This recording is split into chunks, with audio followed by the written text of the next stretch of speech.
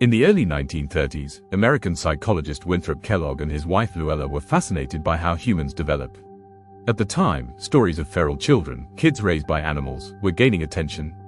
These children, when found, often behaved more like the animals who raised them than like humans. This sparked a wild idea in Kellogg's mind: what if you flipped the script? What if a wild animal was raised as a human, alongside a human child? So, Kellogg and his wife decided to run a bold experiment. They wanted to raise a baby chimpanzee exactly like the newborn son: same clothes, same food, same home. They would treat the chimp not as a pet, but as their daughter. They found their subject in Gua, a 7.5-month-old female chimp from a primate research center in Florida. Their own son, Donald, was 10 months old, close enough in age to begin the experiment. In the summer of 1931, the Kelloggs moved into a house near the primate center and began the study. Gua and Donald were raised side by side like twins. They ate together, played together, slept in the same room, and received the same affection and care. Gua even wore baby clothes and sat in a high chair just like Donald. Early on, Gua seemed to be ahead. She learned to use a spoon faster than Donald. She could open doors, drink from a cup without spilling, and even responded to 95 spoken words and commands. She mimicked human behavior incredibly well, waving goodbye, kissing on command, and pretending to talk on a toy phone.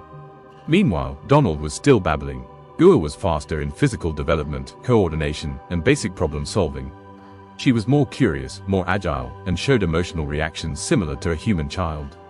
But then, something unexpected happened.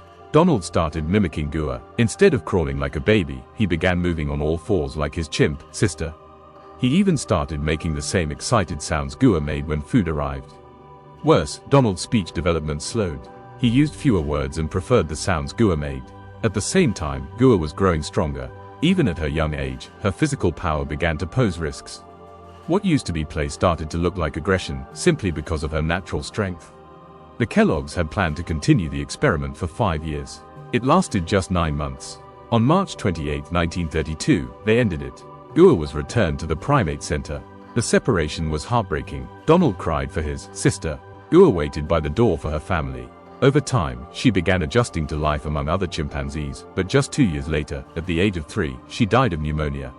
Donald grew up, became a doctor, and appeared to recover.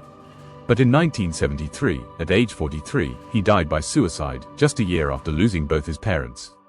The Kellogg experiment remains one of the most controversial studies in psychology. It showed that nurture plays a powerful role, but nature has its limits. A chimp can learn to behave like a human, to a point. But it cannot speak, and it cannot fully become human. At the same time, it showed how vulnerable human children are to their environment. Donald, even at such a young age, began to adopt the behavior of a completely different species. This story is not just about science. It's about boundaries, about ethics, and about the unintended consequences of pushing too far in the name of knowledge. This is the story of Gua and Donald, and it reminds us that when we try to change nature, nature sometimes pushes back.